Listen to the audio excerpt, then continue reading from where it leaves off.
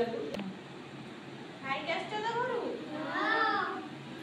ତାହେଲେ ମୁଁ ତମମାନଙ୍କୁ ଗୋଟେ ଗପ କହିଥିଲି, ଠେକୁଆ ଆଉ କଇଁଛର ଗପ କହିଥିଲି ନା ନାଇଁ? କିନ୍ତୁ ଆଜି ଆମେ ତାକୁ ଡ୍ରଇଂ ମାଧ୍ୟମରେ ଦେଖିବା, ବୁଝିଲ? ଠେକୁଆ ଆଉ କଇଁଛକୁ ଦେଖିବା ନା ନାଇଁ? ସମସ୍ତେ ଦେଖିବ?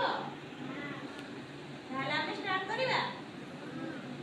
ତାହେଲେ ଏଇଟା ଦେଖ ଆମର ରାସ୍ତା, ଦେଖ ଏଠି ଏଇଟା ଆମର କଣ ରାସ୍ତା, ଏଇଟା କିଏ ଆଗରେ ଅଛନ୍ତି, ଏଇଟା ଆମର ଏଠି ରାସ୍ତା,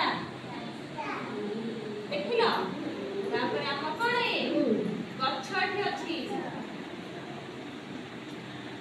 ଗଛ ନା ଏଠି କିଏ ପଛରେ କଇଁଛ,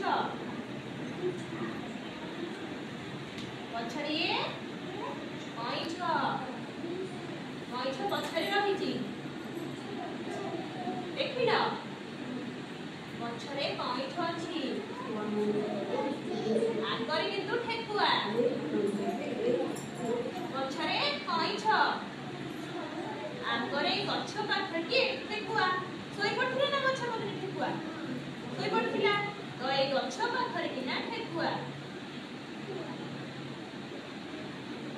ଏଠି ଠେକୁଆ ଅଛି,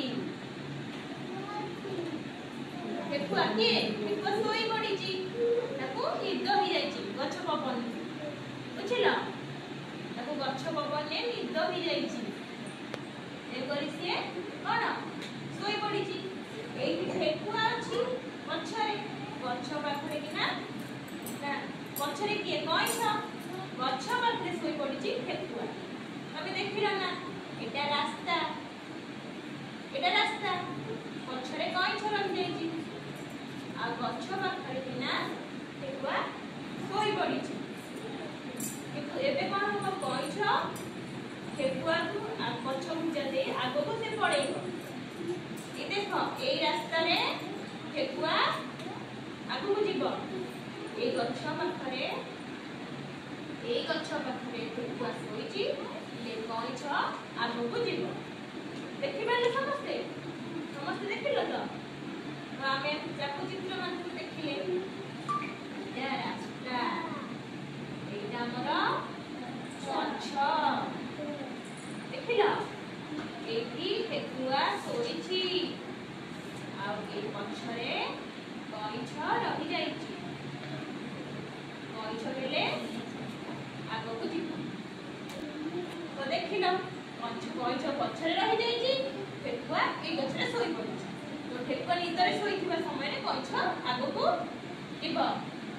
ଦେଖିଲ ନା ନାଇଁ? ସମସ୍ତେ ଜାଣିପାରିଲ? ବୁଝିପାରିଲ ତ ସମସ୍ତେ? এইটা একটা আমরা ঠেকুয়া কইছ ঠেকুয়া তার গছ পাখে রহি গলা কইছ পছরে